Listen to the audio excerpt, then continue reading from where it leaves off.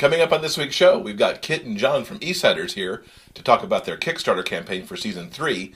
Plus, Ari McKay discusses their new book, Breaking Bonds. Welcome to the Big Gay Fiction Podcast, the show for readers and writers of gay romance fiction. If you can read it, write it, watch it, or listen to it, these two guys are going to talk about it. Now, here are your hosts, Jeff Adams and Will Knaus. Welcome to episode 86 of Jeff and Will's Big Gay Fiction Podcast. I'm Jeff from JeffAdamsWrites.com. And I'm Will from WillKnaus.com. This week's episode is sponsored in part by listeners just like you. We'll have more information on how you can help the show in just a few minutes. Welcome to another episode. Hello, welcome. Yes. Good to be here. Jam-packed episode this week. It is. We've got a whole lot of guesting going on. It's a cavalcade of guests. Yeah. So, how was your week in general? In general, it was good. Cool. Yeah, how was yours? Fine. It was a heck of an interview week for us. Mm-hmm. Do you want to give everyone a sneaky peek of who we spoke to? A sneaky peek. Well, it started on Monday, and we've known about this interview for a few weeks now. But we talked to New York Times bestselling author Suzanne Brockman, along with her husband Ed Gaffney and their son Jason Gaffney, to talk about the California comedy series that comes out under the Suzanne Brockman Presents banner that Ed and Jason co-write. It was a lot of fun. Mm-hmm. I mean, I never would have expected Suzanne Brockman to email us in the first place, right, to have them on the show. But they were such a delight to talk to. The interview went on way longer than I would have ever anticipated. So that'll actually be coming up June 19th and 26th in episodes 89 and 90. Mm-hmm. So a little sneak peek of the future. In the more near term, on Friday, we got to talk to Kit Williamson and John Halbach, who are the forces behind one of our favorite shows, Eastsiders. And that just kind of cropped up middle of the week because we'd been tweeting about the Kickstarter campaign, a little back and forth what happened on Twitter, and it ended up, and they recorded an interview with us on Friday. Mm-hmm. And you guys are going to get to hear that interview in just a few minutes. Did you ever think 86 weeks ago when we started this that we would have had this kind of an interview week? Yeah, duh. No, it's kind of a little crazy, a little bit weird. I was a little bit trepidatious about talking to Kit and John. I had some anxiety about that, talking to people that you admire and respect. That was a sort of a big deal for me. I had a blast talking to Suzanne Brockman and her family, though. I don't get stressed out by talking to authors. Talking to other famous folk stresses me out, but not authors. Usually because I've read their book, and I can just say, "Oh my God, I love your book so much," and that's not a big deal. Because I'll do that to anybody. That's not a big deal at all. So, but yeah, it was a whole lot of fun.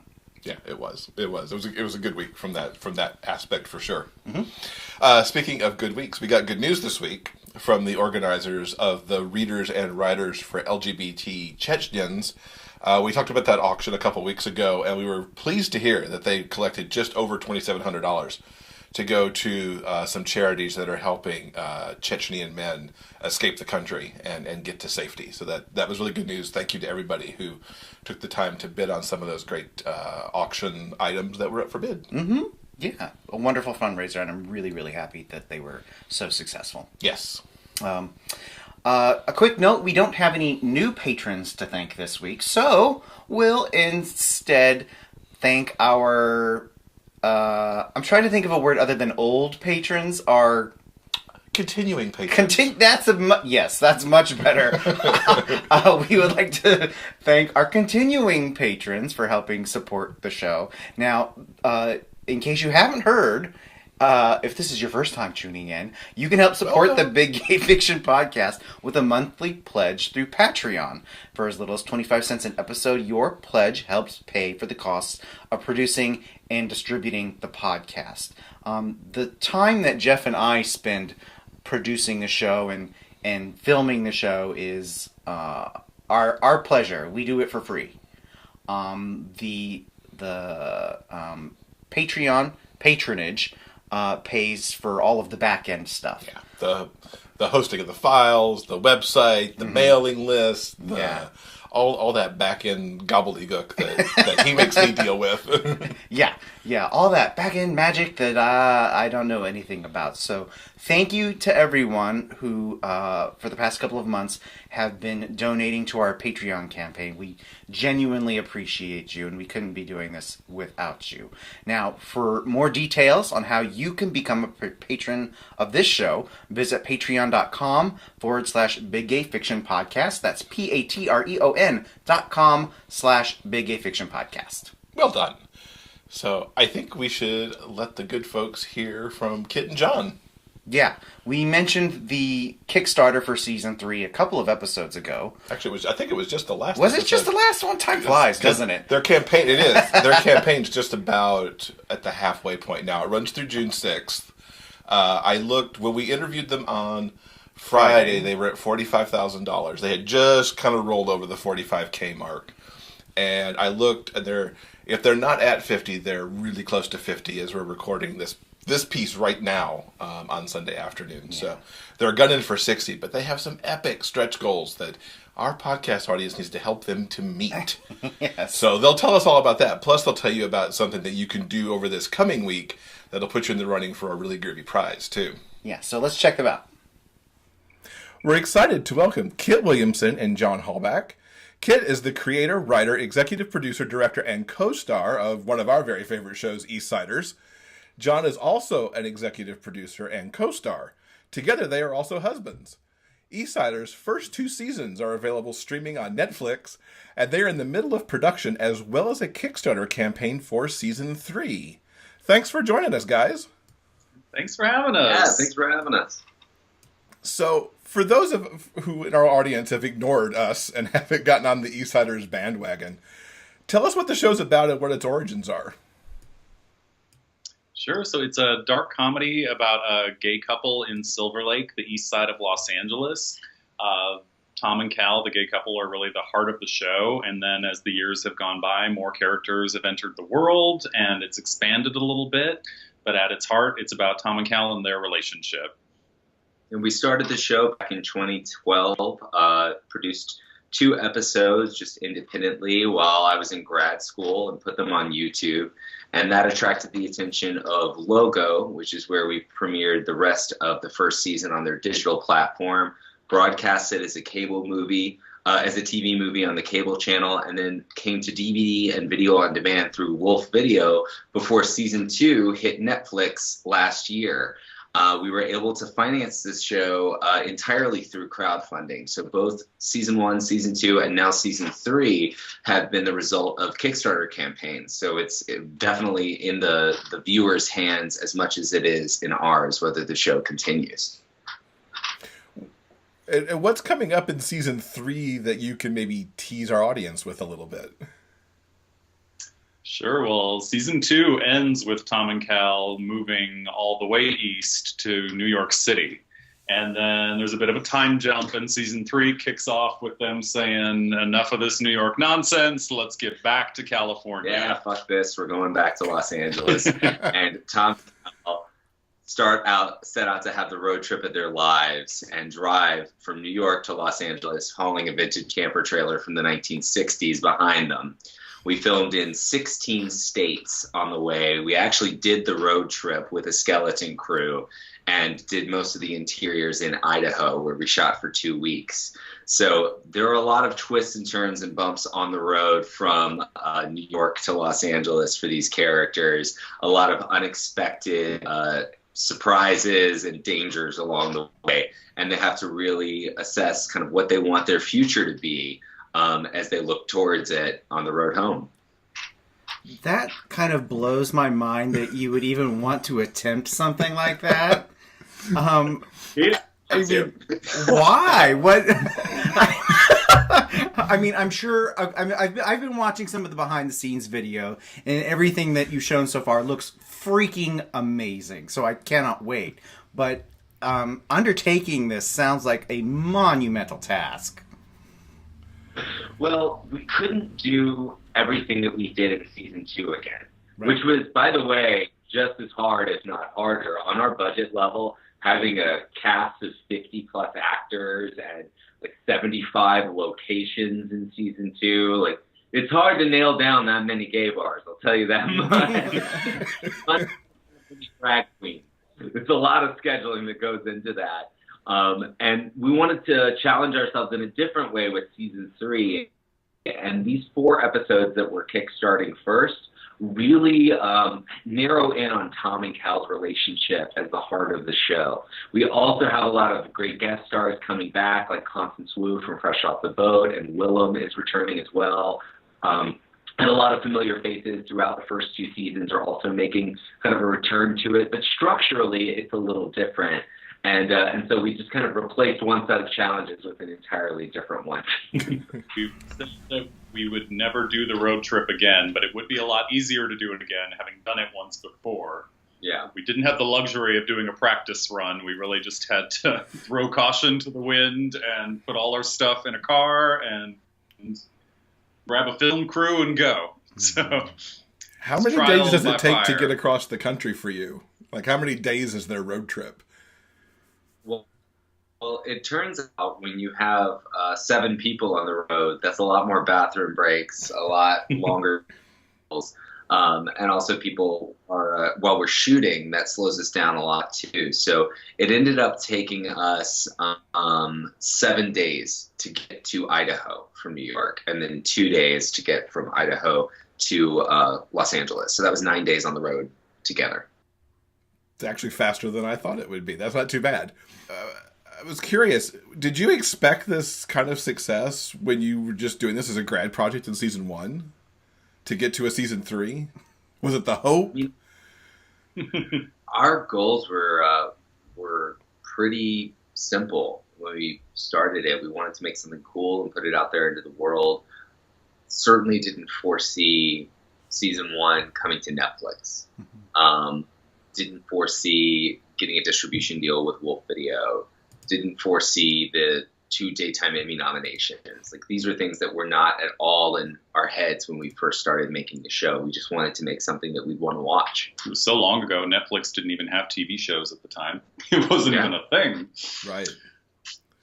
So yeah, we just wanted to do something cool with our friends and frankly do some more work on camera. We hadn't really done that much of that. We had just moved to Los Angeles. We were theater actors and wanted to get more experience. We're both Broadway babies, so we started out doing Broadway shows when we were just like in our early 20s, and off Broadway and off Broadway, and you know, all roads lead to Los Angeles in film and television if you want to make a living. Right. So it was kind of what led us here. And then, you know, because I'm stubborn, I got a playwriting MFA, so I was like studying playwriting when we decided to do this, and it's really opened so many doors for both of us, and I think led directly to me working more in television and film, and now writing for television.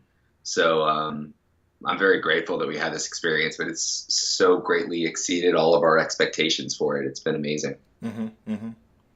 Now, as we're recording this on Friday afternoon, 3 days before the podcast comes out, your Kickstarter campaign's at just under $45,000, and you're running through June 6th. Yes. Yes. And your goal is 60. Now, what are some of the goodies that you're offering to the folks, and what are some of your stretch goals? Because recently you've come up with stretch goals as well. Right, yeah. So if people want to get involved in the campaign, we're offering producer credits. You could come be on set with us. There's a cast and crew screening that'll be happening this summer. We're doing a cast and crew only dinner that Kickstarter backers can come to, and also digital downloads of the series at $35. And at $125, we're offering the Eastsiders fan pack, which is DVDs for all the seasons. So signed by me. So we're offering pretty much all kinds of things at all different levels for people to get involved in. And even if you want to just give $5, we'll send you special backers-only updates and information about the show before it comes out. And stretch goals. Oh, and stretch goals. We got some great stretch goals. We at $75,000, we're going to be releasing 2 additional episodes that really spotlight Constance Wu from Fresh Off the Boat, her character's return to Silver Lake, and the love triangle between Ian, John's character, and Brianna Brown's character, Hillary. And also an episode that really highlights Stephen Guarino and Willem's character's relationship as their convertible breaks down in the middle of the desert on the way to a drag gig in Other Desert Tizzy. And at 80K, I'm going to be releasing my field notes, kind of my road diary from the shoot. And if we reach 100K, we're actually going to go into production on an Eastsiders Christmas special, which is something we've wanted to do for years now. I have a really great idea for it that I don't want to say too much about, but let's just say it's a family affair. Awesome. Okay, podcast listeners, we want that Christmas show. Oh yeah. Cough up some money. The campaign runs through June 6th, and we will definitely have a link in the show notes to the Kickstarter page.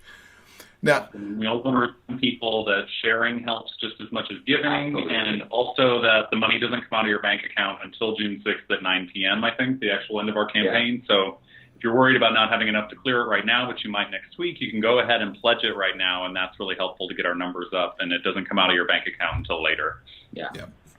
Now, I understand you've got something special coming up this week in terms of getting special prizes perhaps into people's hands. That's right. Anybody who posts a picture and the links to eastsiderstheseries.com this week before the end of the campaign will be automatically entered to win an Eastsiders fan pack with 3 DVDs and VIP tickets to our Los Angeles premiere. So again, that's the hashtag #MakeMoreEastsiders and eastsiderstheseries.com. Post a picture or write a little note, whatever you want to do, and you'll automatically be entered to win VIP tickets to the premiere and an Eastsiders fan pack, which is valued at $350 on the Eastsiders Kickstarter campaign. Awesome. Why is Kickstarter such a crucial tool for shows like Eastsiders to get made? Well, I would say my answer is twofold. I'll go with the negative first and then the positive. The negative is that network executives just don't have a lot of imagination when it comes to LGBT stories, and I've had numerous people tell me that the market was quote-unquote oversaturated because of Looking, which is canceled 2 years ago, and we don't get a gay show on the air except for like every 5 years. So while we might get some representation, having a show that's like really focused in on a deep dive on gay relationships, that's not something that I am waiting around for Hollywood to provide us anymore. I think we might be waiting forever if we do that. So that brings us to the good, which is that if you want to see something, you can make it happen through crowdfunding. It's been really amazing to me to see kind of other LGBT stories and web series and books and comic books and things that are financed through crowdfunding.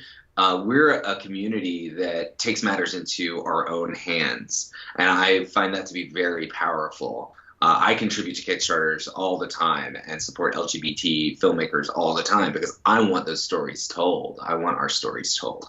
So that, to me, is like the most powerful thing about crowdfunding, just from where I'm sitting as a gay man, that we don't have to wait for approval from networks and studios to have our stories told. Totally agree with that. Absolutely.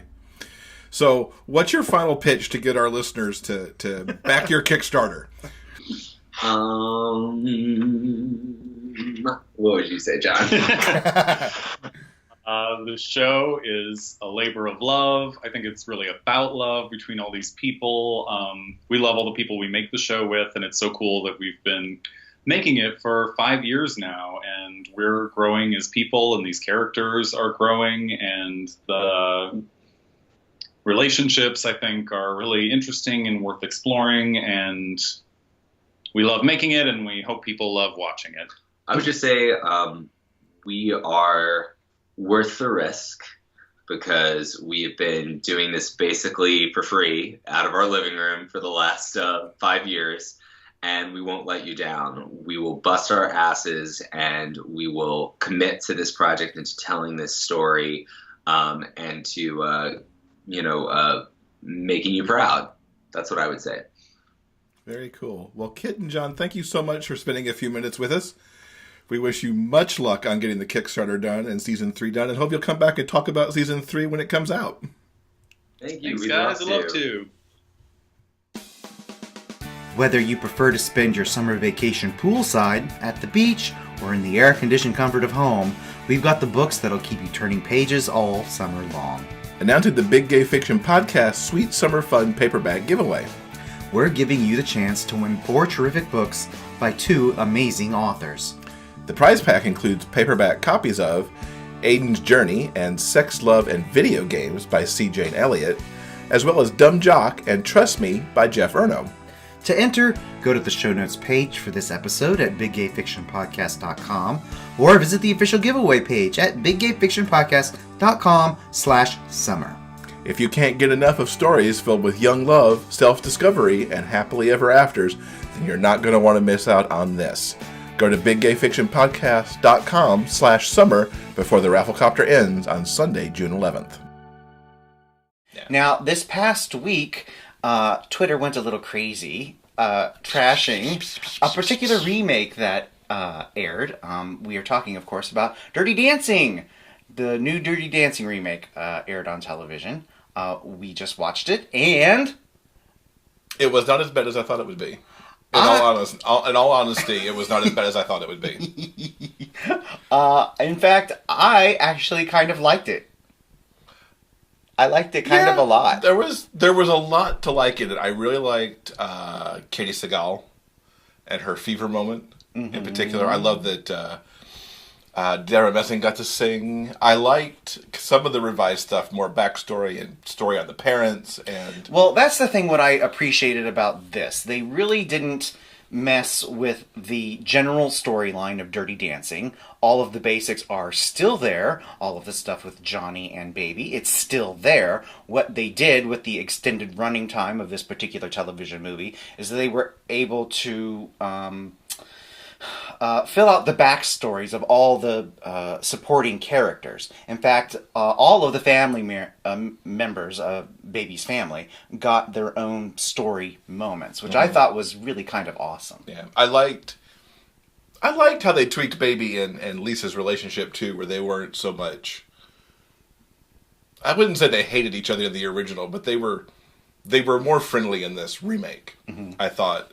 And I liked seeing Lisa kind of not go with Robbie, but go with the band guy. And solve racism, as I saw somebody say on one of their reviews, by having that mixed relationship in 1963.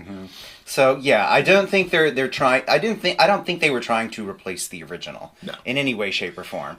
So I like what they did a lot. The two things I didn't like, I did not like the 1975 wraparound.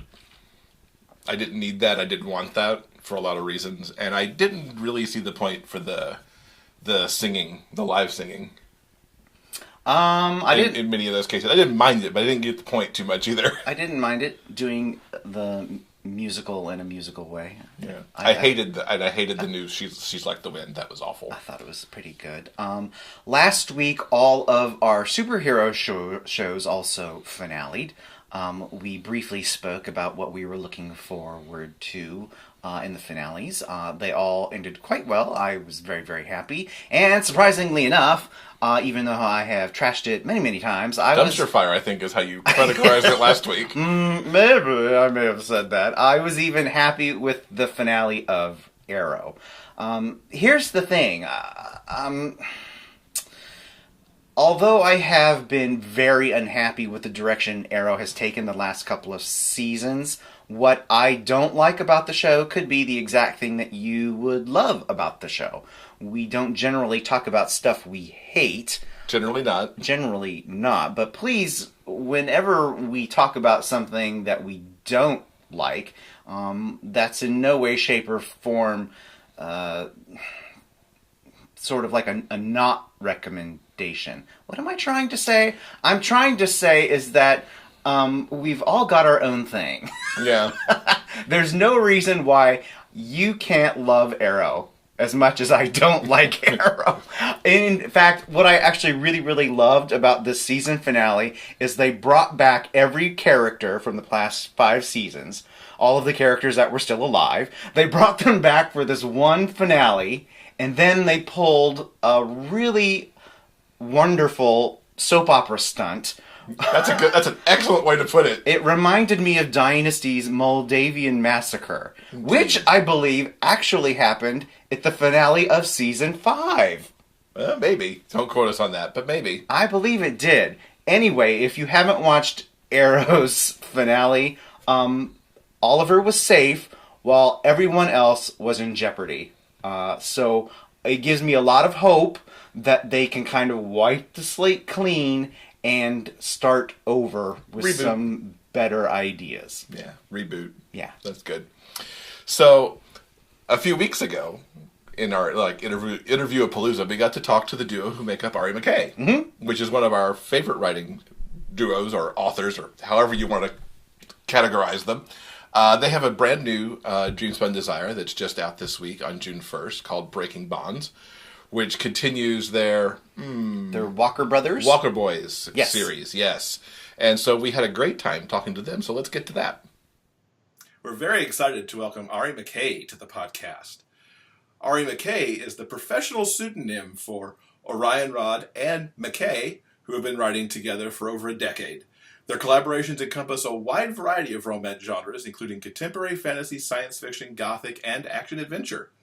When not writing, they can often be found scheming over costume designs or binge-watching TV shows together. Orion Rod is a systems engineer by day who is eagerly looking forward to hopefully becoming a full-time writer in the not-too-distant future. And McKay is an English teacher who has been writing for one reason or another most of her life. Welcome you both to the podcast. Thank you. Thanks. We're very excited to have you here. So I have to ask, before we really get going, what shows are you binge watching right now? Sense8. Yes, season 2. We also finished up Leverage recently. Okay. So you've got 2 new books that we want to talk about. Well, one's a re-release and then one is a brand new one. A couple weeks ago, you released the 2nd edition of A Taste of Honey. Tell us about that book and what might be new in its 2nd edition. Well, there's not really much new in the 2nd edition. That book, we really liked it. It was a very different thing for us because of the cross-dressing that was in it. As far as our published work, I think we only have one other story with a cross-dresser. What do you think, McKay? That was Kit and Caboodle. Was the other one that was in one of the Dreamspinner anthologies. Yes. So, actually, McKay wrote Rob, who is the cross-dressing character in that, and that was fun. It was the whole fake girlfriend kind of thing, where a guy who is nominally straight. I mean, he's not. He's wondered about himself before, and he decides, because he's going home to his very controlling Southern mother, that he needs to bring a girlfriend with him so that he doesn't get, set up with every single female around, which if you've ever had anything to do with Southern families, matchmaking is definitely part of the culture. So he brings his best friend, just happens to be a drag performer, cross-dresser, and he brings him home to meet Mama, and things kind of proceed from there. And hilarious hijinks ensue, I'm sure, because I could just imagine the Southern reaction to the cross-dresser when that finally gets revealed. I'm sure it does at some point in the book. Oh, it does? Oh, yes. You want to speak to that, McKay? Just to say there is moonshine involved over the course of the book. It does get revealed. There are hijinks.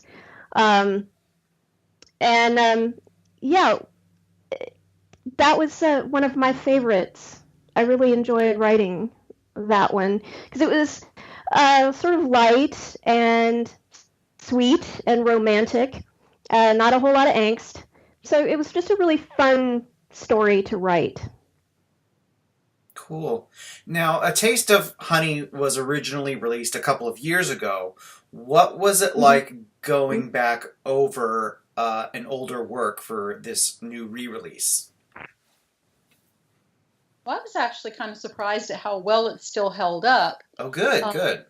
Of course, going through the Dreamspinner editorial process is an experience in and of itself. It is rigorous. Yes. Yes. The comments about autonomous body parts. Exactly. I dread seeing that comment anymore. But I think that because the editorial process was more rigorous on the second edition, that it did make it a better book, at least from a technical standpoint. I think the story was still solid, but now it reads a little better. So we're really excited about that. We were very excited that Dreamspinner did pick up a bunch of our works for re-release. So, and some of those are getting revamped quite a bit. Some of them we have looked back on and went, "Oh God, no," and have changed certain aspects considerably. But I agree with Ari that Honey held up pretty well. It was one of the ones that we looked back on it and felt like it was pretty solid and it didn't need significant changing. But others that we have resubmitted through Dreamspinner have gotten a lot more reworking. We look back on them and we're like, no, we got to change things. This is no. Yeah, that's good. I think it's always interesting to revisit a work after several years because the writing always evolves. Yes. Definitely. Yeah. Now, last year, the tail end of 2016, the two of you released Striking Sparks, one of the enjoyable stories that I've read in the Dreamspun Desires series. And I reviewed it a couple of months ago. I really, really enjoyed it. I really like how Jake, the main character, had a lot of stuff to work through other than just the romance. I think the story dealt with his situation. Jake has to come home to his small town and kind of take over the family business when his brother dies. So he has... I don't think he feels stuck necessarily, but he does feel obligated to take care of the family restaurant. Then there is his sister-in-law who's pregnant, and so he's got a lot of stuff on his plate. Plus he has to deal with, cooking on a reality TV competition.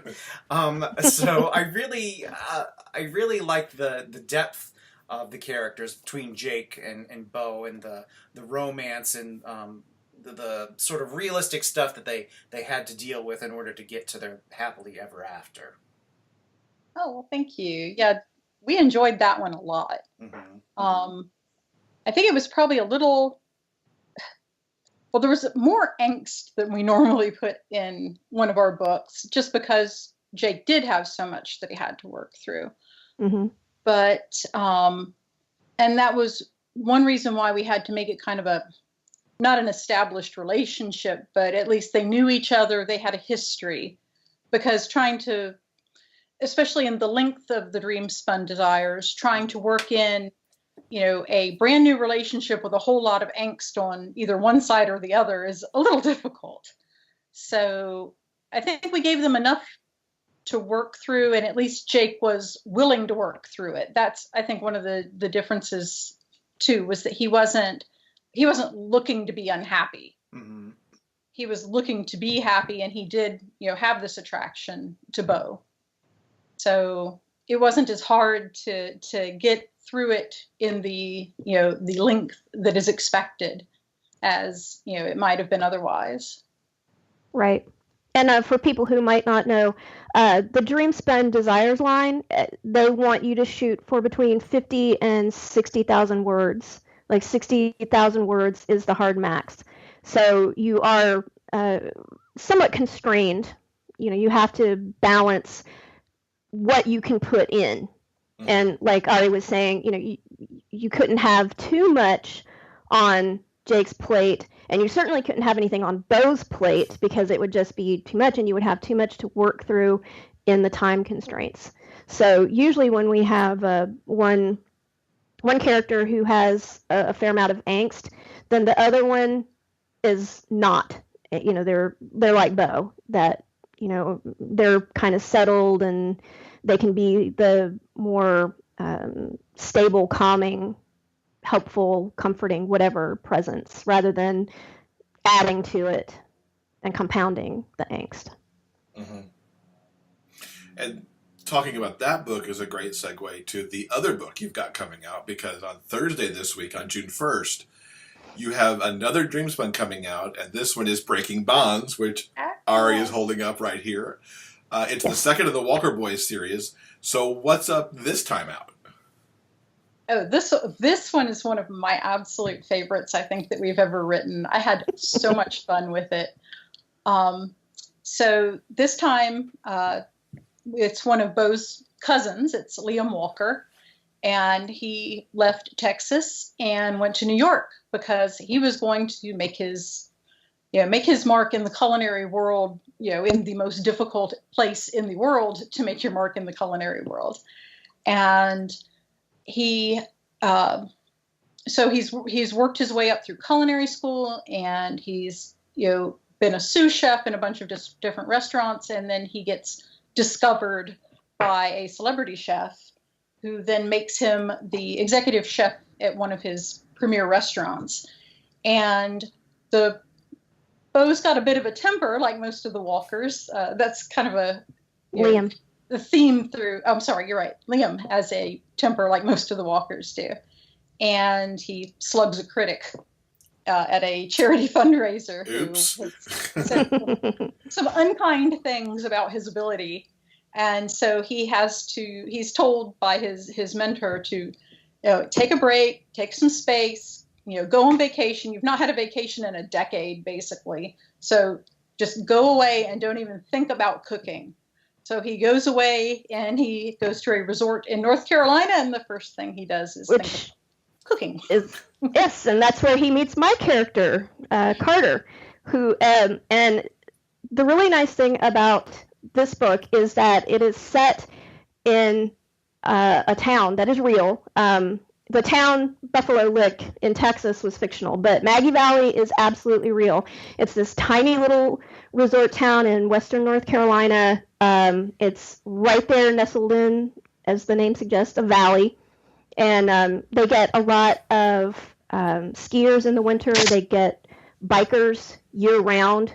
And I love it. It's a beautiful, beautiful little town in a beautiful part of North Carolina.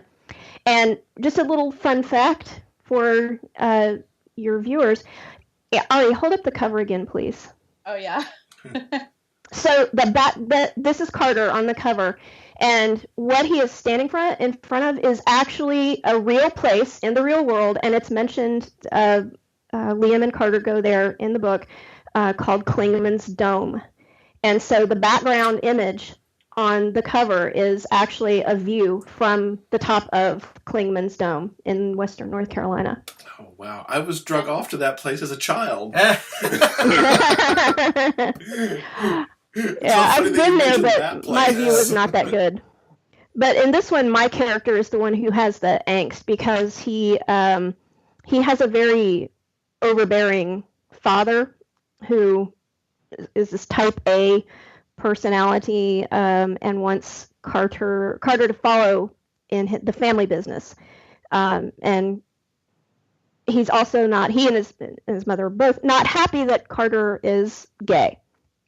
And so they have trouble accepting him on multiple levels. And that's kind of where the title came from, Breaking Bonds, that in order to be his authentic self and to live the life that he wants, Carter has to learn how to break free of the bonds that are trying to hold him back.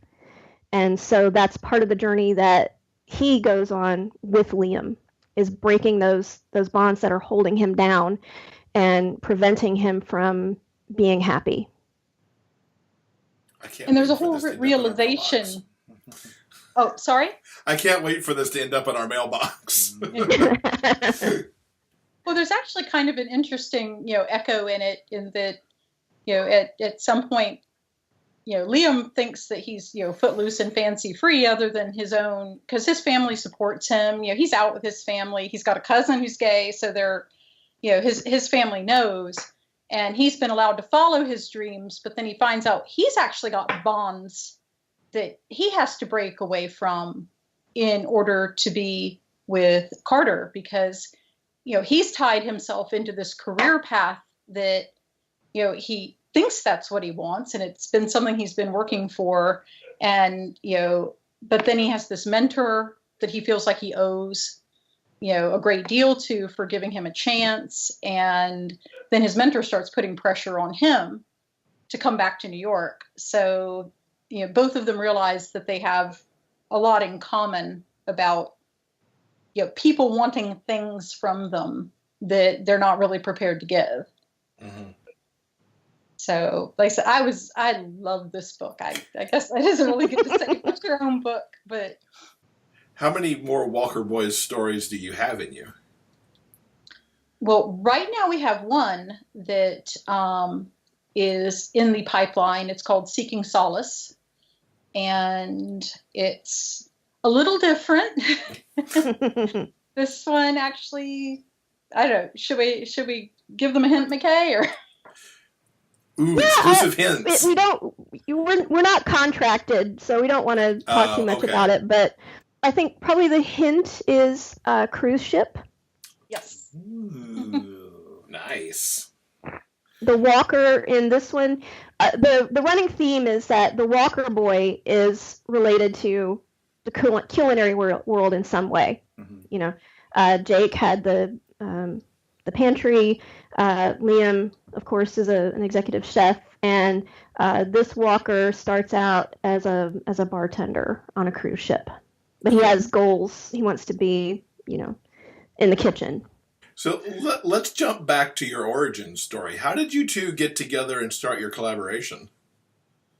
Fandom. Yes. We were both, we're both geeks. From way back, I saw Star Wars in the theater, when it was originally released, and George Lucas had my soul from that point on.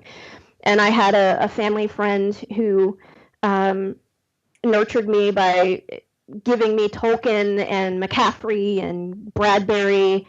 She was like constant. She was like an enabler. It's like, here, I think you might like this, and sliding me a book, and she was always right.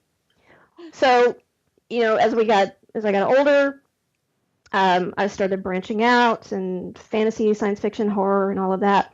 And then the internet happened, and I found out about fandom online. I had been kind of involved in fandom offline, but then I found out this amazing thing called fan fiction. Yes, and that's how we ended up in the same fandom, writing about the same ship. And we kind of liked each other's stories from afar. Like, yep. Ooh, that's a good one. Ooh. And then we ended up writing together. And, we've been writing together ever since. It was very interesting because, I actually remember the first of McKay's stories I ever read. And, I think we like the same kind of things. We have the same hot buttons as far as, let me tell you, every single time we find a television show that has a tall, thin guy with long, dark hair and a big nose, we are there. we both, and snarky badasses. Snarky badasses are definitely definitely one of the things that we both really like. So yeah. We like a lot of the same character archetypes, the same kind of tropes, the same type of relationship dynamics. And so our tastes dovetail really well, both as readers and writers. And I think that's been the key to our sustainability. We're very alike in personality, in what we like, and offline as well as online. So we mesh well on a lot of different levels, and that, I think, comes across in our writing. What was the initial spark that moved you from fan fiction into your own original work?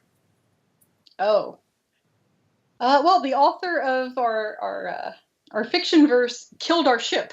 I mean, sank it big time, killed both characters. So, Yeah. So we had started actually when we saw there were signs that the ship was sinking, and that she had bad plans for bad by our opinion for our characters, since she wasn't going to get them together, and we had started writing alternative universe. So using the characters and using their personalities, but totally different setups. Like one of the stories that I'm more famous for in our ship is an ice skating. Before Yuri on Ice, I actually wrote an ice skating story. This was back in 2004, I think, or 2005, something like that. And so we realized that we were writing original fiction just using these characters, and that basically all we were writing was original fiction with these characters. And it was like, if we stepped out of the comfort zone a little bit and actually came up with our own characters, this might actually work. So we did. Yep. I mean, that's basically, and this was around 2012, I think. 2011. Yeah, 2012 was when we got our first Dreamspinner Daily Dose, the June Daily Dose published. But yeah, I mean, first we started writing alternate universe in the canon to kind of fix the situation. Then we started taking them out of the canon and putting it, like on the ice skating, and then we had one that was set on a reality show. I mean, we were taking them further and further away from the original source material, and then we had that conversation. It's like, well, why don't we just write our own thing? And it took a little bit for us to get to that point, because and the funny thing is, we were saying, oh, but if we have to come up with our own plots and our own characters every time, boy, that's going to be hard. And how many plots did you say we have on our bunny list now? 100. Wow. Yeah. Goodness. Yes,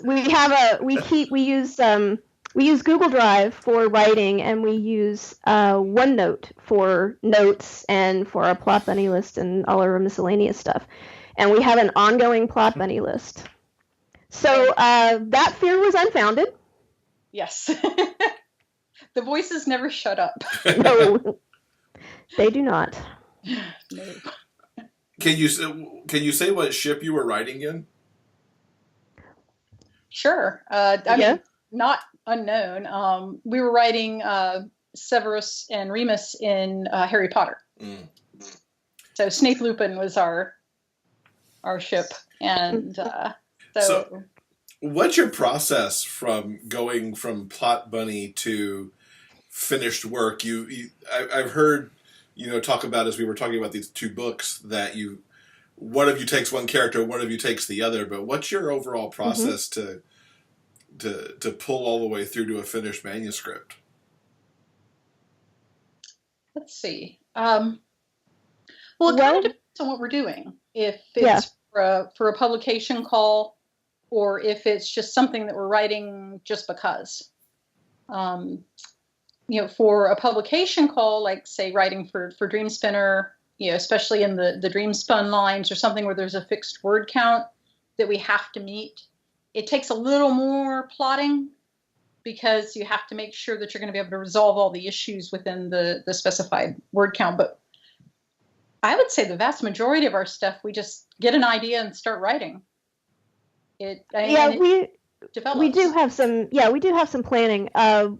We basically, since we don't live anywhere near each other, our two main tools for writing are chat and Google Drive. So we'll have chat up and we're talking and, oh, I've got this bunny. Oh, okay, what is it? And blah, blah, blah, tell all about the bunny. And then we start thinking about characters for the bunny. And then, somebody might pop up and start talking to one of us right away. And sometimes we might have to talk a lot about them, kind of develop them a little more before we decide who writes which main character. And we do sort of a loose outline. We get a vague idea of what we want to accomplish with the story, the beats we want to hit. That does tend to get a little tighter if we're working for a specific line like Dreamspun or one of the June or December Daily Dose stories, which is even tighter word count wise. And then, when we feel like we've got a handle on it, then we open up a Google Doc and we figure out, okay, which we alternate POV by chapter. And so we decide, all right, who's going to, what makes sense in terms of starting off, who needs to talk first. And so we establish who needs to start, where we're going to start, and then we just dive in. And then the next chapter will go to the other main character and so on. And so we just back and forth. And then once we've got a rough draft, we'll kind of let it sit for a little while. And then Ari will look at it, and then she'll turn it over to me because I'm the English teacher, so I'm the editor. And then we send it off.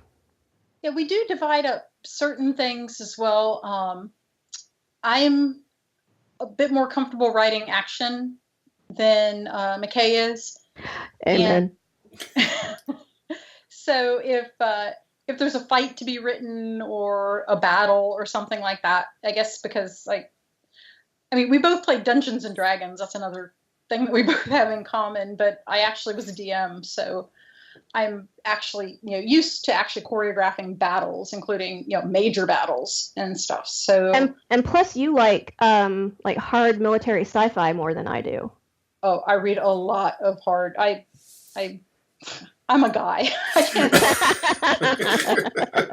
A lot of what I read is very guy-like stuff because I do love hard military science fiction. It's just one of my things, and action adventure, and so I'm very comfortable working in that kind of genre because I've read so much of it, and of course been a dungeon master and stuff like that, and I work with a lot of military guys, so I hear a lot of this stuff firsthand. There's actually been a few things that have made it into stories that I'm sure the guys who told me what had happened on the battlefield would be a little surprised to find in the kind of books that we write. Mm-hmm. And I mean, we switch it up all the time, not within a book, but so for instance, McKay wrote Bo Walker and I wrote Liam Walker. So even they're two cousins in the same family. We kind of tend to divide it, just like whoever's talking to one of us more. And it's like, oh, okay, that character's talking to you. That's fine. Go with it. Is that how you decide to do projects as well? Is if a particular plot bunny, 'cause you guys write in pretty diverse genres. Is it really just a case of a particular plot bunny kind of jumping out and taking hold of your imagination? Yes. Yeah. Mm-hmm. And there have been a lot of examples of that happening. The first Walker Boys story did that. We had a really strong bunny. The first Herc's Merc book. Oh my God. Cade Thornton latched on to Ari and did not let go until we started producing words for him. And so, yeah. And there was another couple in the third Herc's Merc book, Daryl and Emerson. Man, those two are still talking to us. Oh, they're they managed to get into every Herc's book just because they won't shut up. They were that vocal. Yes, they get a little cameo in most of the books. But yeah, it's like with like the first Smirks book, the character basically, it was like, I imagine it was like when Venus sprung from the forehead of Zeus fully formed, right? It was like this character, I mean, literally, it just like, it was like a bolt from the blue. This character, his personality, his entire history, what he wanted to do, what he was like, just was there. And it was like, oh my God, we've got to write this. And McKay's like, because that was the way she pitched it. You know, it was very much not my thing. You know, it's not a genre that I'm familiar with, that I was comfortable with, and I was like, okay, put it on the list. And I was prepared to just let it sit there on the list forever. But, you know, she kept saying, okay, I've got here's this, and we kept coming back to it, and so finally I was just like, okay, fine, let's write. Obviously, this is talking to you, so if you can guide me through this, because I am completely out of my comfort zone with this, if you can guide me through it, then yeah, we'll do it. And so a multi-book series was formed.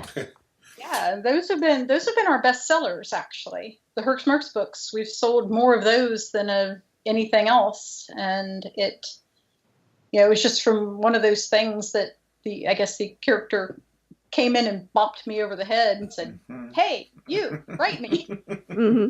So yeah, it's pretty cool. What's on your release calendar for the rest of the year? I have a list. So July 5th is a re-release by Dreamspinner of Santa's Naughty Helper, which was a Christmas story that we wrote. Wow, that was one of our first ones. It was a while. Yes, it was. And I want to say like 2013, maybe. Yeah, so that was several years ago, and that one is fun. We had a ton of fun writing that one. It didn't get twiddled too much in the re-release. And then August 1st is Out of the Ashes, which is a Dreamspun Beyond. And fabulous! You're doing a Beyond. That's awesome. Mm-hmm. Yes, yep. In fact, it theoretically is a trilogy, or three connected stories. And well, to go back to Santa's Naughty Helper, that's actually book 1 of Lawyers in Love.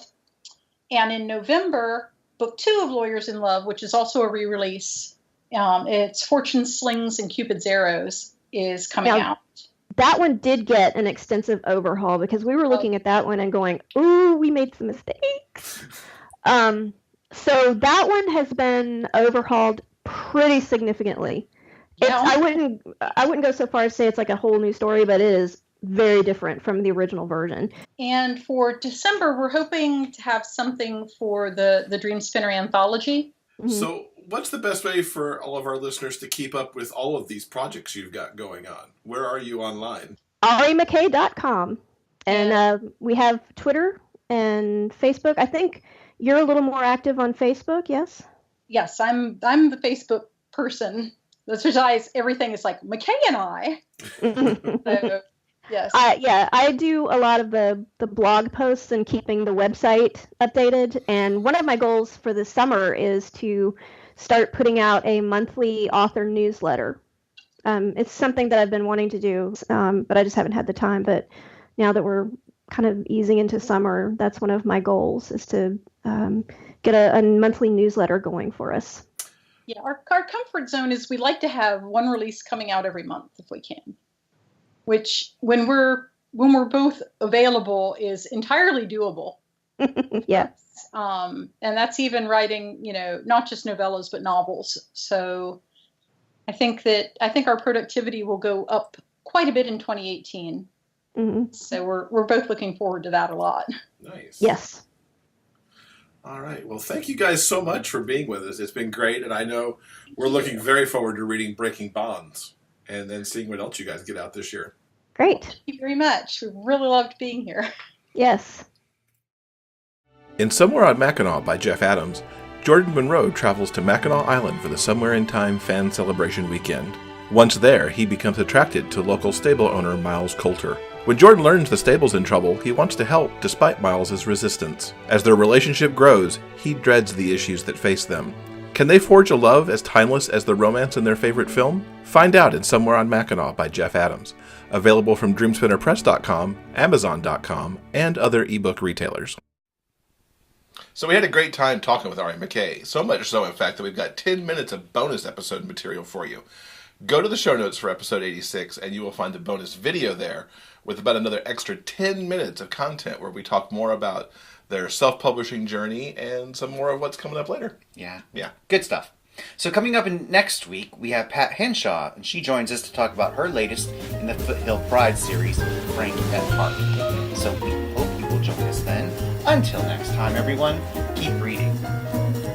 For detailed show notes and the complete episode backlist, go to biggayfictionpodcast.com. New episodes are available every Monday on all major podcast distributors and YouTube. Thanks for listening. We'll see you next week.